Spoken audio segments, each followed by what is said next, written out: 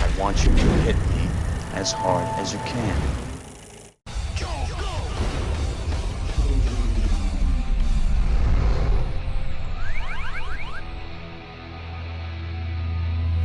Now that 2 years have passed since the first half of the cinematic remake of Stephen King's It was released to critical and audience success, the time has finally come for the Grown-Up Losers Club to reunite in the town of Derry, Maine, and face off once more against that demonic dancing clown by the name of Pennywise, in the second and final chapter of It. And with the It sequel coming out in the same year as the Pet Sematary remake and the much anticipated sequel to The Shining, it's safe to say that Stephen King's brand of literary horror will remain enormously popular with film and TV audiences for a long time to come. But while plenty of his 80-plus novels and short story collections have been turned into classic movies and TV shows, not every book from the master of horror has translated well into movie form, as was the case with the 1996 film adaptation of his body horror tale named Thinner.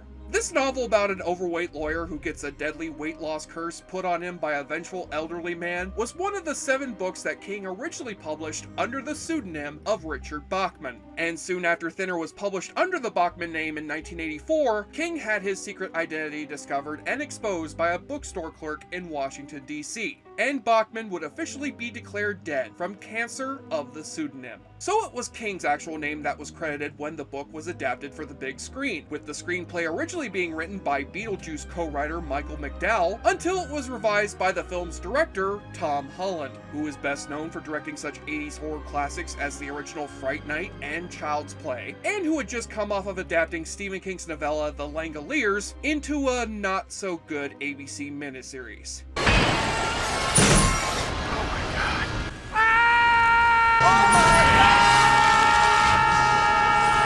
And boy, those CGI effects from the end of the Mangler are looking a little bit better in retrospect. So it shouldn't be a shock to hear that Tom Holland's second Stephen King adaptation went over just as well as his first one, with terrible critical reception and unimpressive box office. But since I've read the book and seen the movie back in my younger days, I shall find out if Thinner has ended up gaining any weight upon giving it another watch. I mean, sure, Tom Holland may be a great actor in the part of Spider-Man, but I seriously doubt he can carry any of those chops behind the camera as a film director. Hell, he was just a newborn in the year that they made this movie. Hey, wait a minute. There are 2 different Tom Hollands? Oh my god! But first, it's time to stop binge-watching Castle Rock and start binge-drinking some Rolling Rock in order to face off against the nightmares caused by the awfully good drinking game. Take a shot or drink every time you see the main character of our story weighing himself on a bathroom scale, as the story centers on an overweight lawyer by the name of Billy Halleck, and underneath that latex fat suit is none other than failed RoboCop replacement Robert John Burke, who has gone from looking like a RoboCop to an actual cop. Billy lives in an upper-class Connecticut suburb alongside his loving wife Heidi and their teenage daughter Linda, where the family discusses Billy's upcoming trial as the defense lawyer for notorious mob boss Richie the Hammer Ginelli, as played by an actor well familiar with playing mobsters, Joe Montana. I said Joe Montana. You'll say this is justice. This is not justice. Try me, sweetheart.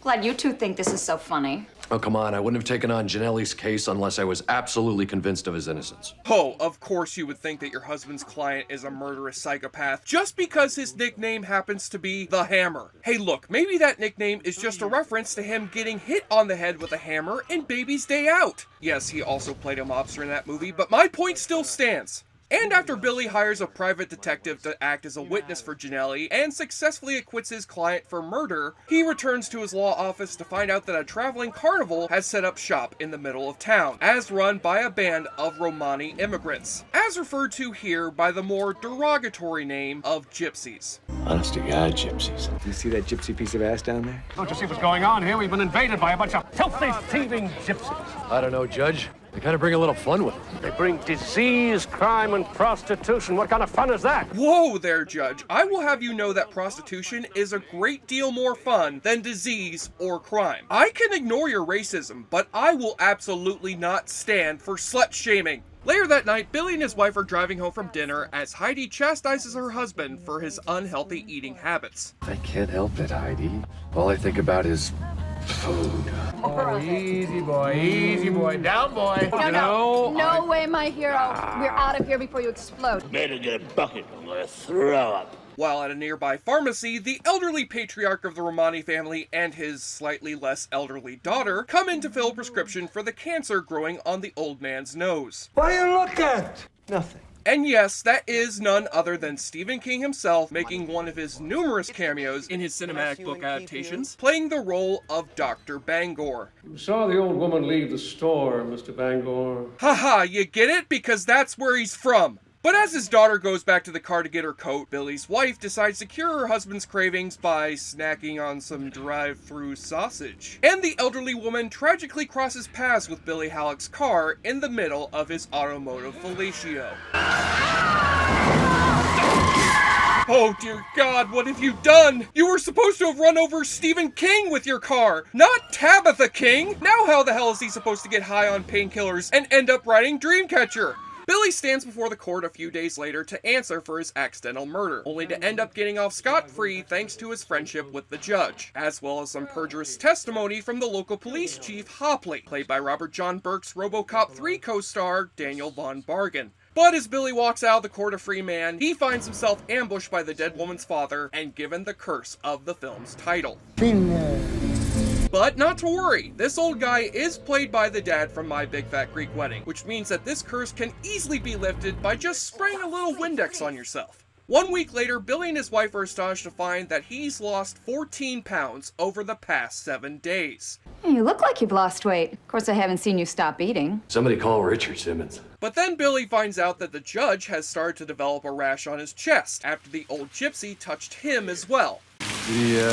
Say anything? How the hell should I know? And Billy now begins to suspect that the old man may have actually laid a legitimate curse upon him, which is causing him to rapidly lose weight until he reaches his death. What's there to worry about? I finally found a diet that works. Eat all you want and still lose the weight. With Billy consuming food on a nearly constant basis in order to beat back the curse. I have to eat like this. It's a race, and I'm losing. Well, you don't have to sound so mean, as if it's my fault. I'm sorry. Was I giving myself a blowjob just then? I don't remember you complaining about it at the time. Well, to be fair, ma'am, your husband was a little busy with the elderly woman he had just accidentally hit with his car. He didn't have any time to properly assess the quality of your blowjob. And after Billy's physician tells him that the judge has left town to help out his sister after a car accident, that's when he decides to pay a visit to the judge's wife, Lita, so she can tell Billy the real story behind her husband's sudden departure. He touched him, and then he whispered something in his ear. What did he say? One word. Plastics. Lizard. His skin was plating. His evolution in reverse. Aha! My conspiracy theories have finally been confirmed. The one true theory of evolution came from the Super Mario Brothers movie all along. Suck on that, Charles Darwin. Or should I say, Anthony Scapelli? Monkey! But now back to the scenery-chewing performance of the judge's drunken wife. At the end, before he left, his hands were like claws. What did he say to you? What did the old gypsy say to you? Nothing. There's no such thing as a gypsy curse. You come back in another couple of weeks. You tell me what you believe then. You hear me? You tell me! And since this story is in the Stephen King universe, I dearly hope that this woman's daughter turns out to be the crazy waitress from Maximum Overdrive. We made you! You tell me! So Billy next heads over to the home of Chief Hopley to find out if he too was also cursed by the elderly man, and finds out that the chief has been given a full body case of killer acne. Yours is just a little slower. You'll get there eventually. Oh please, you didn't get cursed all that bad. Just wait until you see what curse the old man gave to Dr. Bangor. No! And much like Jordy Verrill, Chief Hopley also ends up taking his life with a gun to his head. After which Billy's sanity starts taking the same downward spiral as his ever-decreasing waist size. Please don't go through that curse thing again. Oh, what the hell else can it be, honey, huh? It's not anorexia. I don't have a tapeworm. I'm being erased. And worst of all, I'm starting to develop a Jack Torrance evil stare. Now Billy must use his personal connections with some local private detectives to find out that the old man's name is Tatsu Lemke, whose dark magic is assisted by his great-granddaughter, Galena, played by former MTV cover girl Carrie And Billy tracks down the two leaders of the Romani clan at a nearby carnival so that he can confront them over the evil curse. I can tell you weight from right here. 159, right? Gonna be 143. And the week after that, we don't like to think about that, do we, mister? Ah yes, because nothing strikes fear into someone's heart more than laughing like Mary Sanderson from Hocus Pocus. We're young. But things start getting a little weird when Billy ends up receiving a getaway ride from his half-lizard friend. Get in, you idiot! Harry. Oh, come on, movie. You're telling me that this is supposed to be the judge's lizard form? I was expecting him to turn out looking like one of the slee stacks from Land of the Lost. And instead, he looks like he just walked off the set of The Frighteners. The next thing you know, you're gonna tell me that this entire scene will turn out to be a pointless dream sequence. Oh, god damn you! But even though the movie often goes into these moments of silliness, Robert John Burke gives a compelling performance throughout the entire film, even as his character grows more unlikable, with his great makeup work being performed by four-time Academy Award-winning makeup artist Greg Canham. Because what better way to sell your horror movie than saying it's from the same makeup artist as Mrs. Doubtfire? Hello! Billy finally catches up to the old man's campground so that he can beg him for forgiveness and take the curse off him before it's too late. Take it off before this goes any further. Get out or I make it worse. And when he instead ends up receiving a ball bearing through his hand from the great-granddaughter's slingshot, Billy reciprocates the old man's curse with the curse of his own. I curse you! The curse of the white man from town! The curse of the white man from town is on you, pal. And instead of giving the Romanis the actual curse of the white man from town, which is, of course, to replace their campground with a Starbucks, he ends up calling his old client Richie Ginelli to see if Richie can return the favor to Billy for his acquittal by aiding him in revenge against the old man, since Billy has grown too weak from his weight hitting the double digits. You're not actually gonna hurt anybody, are you? If I'm gonna help you, you don't get to ask that question again. And when Joe Mantegna returns to this movie for the last 30 minutes, he amps things up to a delightfully insane level, as the Hammer proceeds to kill off all the dogs at the gypsy camp by feeding them some poison-laced steaks, and hires himself this Brian Austin Green-looking motherfucker to act as Richie's lookout over at the gypsy camp. But then the gypsies reply back to Billy and Richie by dropping off this poor guy's mutilated corpse in front of their doorstep. Seriously guys, was the chicken head stuffed down his throat really necessary? And that's when Richie decides to clap back at the gypsies by attacking their camp with a goddamn AK-47. They can't get away with that stuff they pulled on that kid. It was a mook, but it was my mook. All of a sudden, we've gone from Joe Mantegna acting like a live-action version of Fat Tony, or minus the fat, to now pulling a Rambo-style massacre on a gypsy campground. I thought this was supposed to be Stephen King's Thinner, not Quentin Tarantino's Once Upon a Time at Woodstock. Anybody order fried sauerkraut? Dirty fucking Indians. And for his final act, Richie comes by the campground the next day posing as an FBI agent so he can proceed to torture Lemke's great-granddaughter with some acid to the face. Acid, bitch. You just got a face full of soda pop and baking soda. Hi there, I'm Joe Mantegna, and this has been a sneak peek of my upcoming prank show, Acid or Soda Pop, coming soon to my new streaming service, Mantegna Media. I guarantee you this show will crack you so consistently up. Your friend is a pig! You dirty, filthy pig!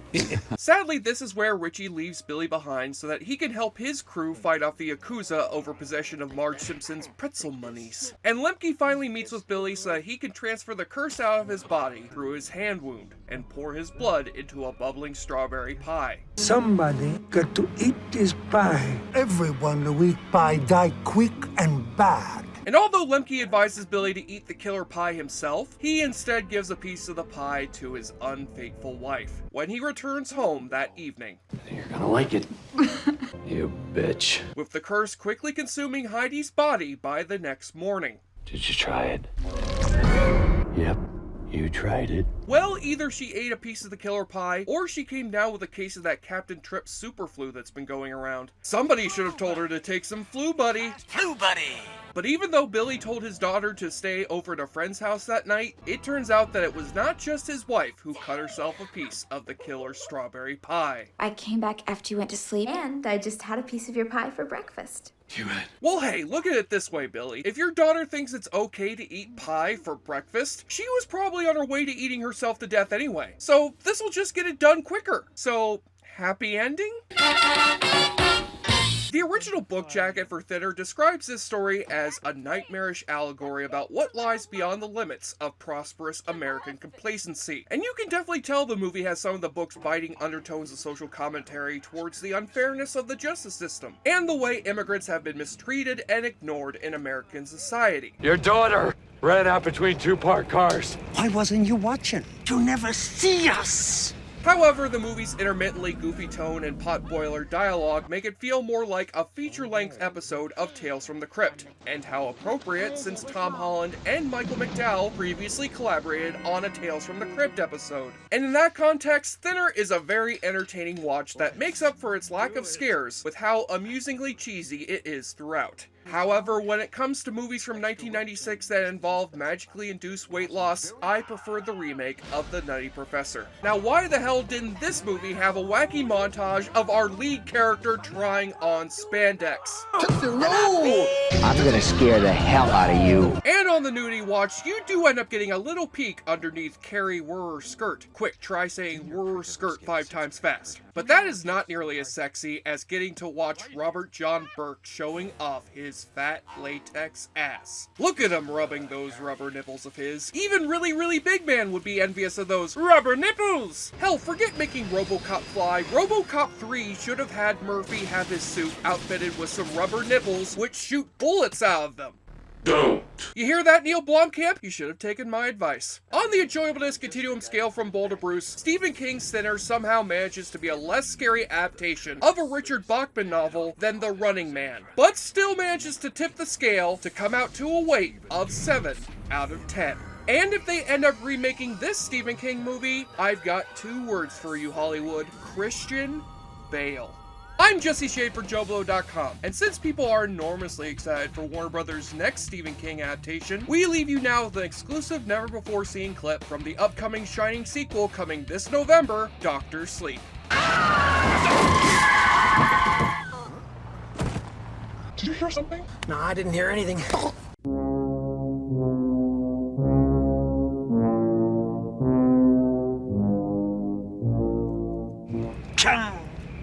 Ah!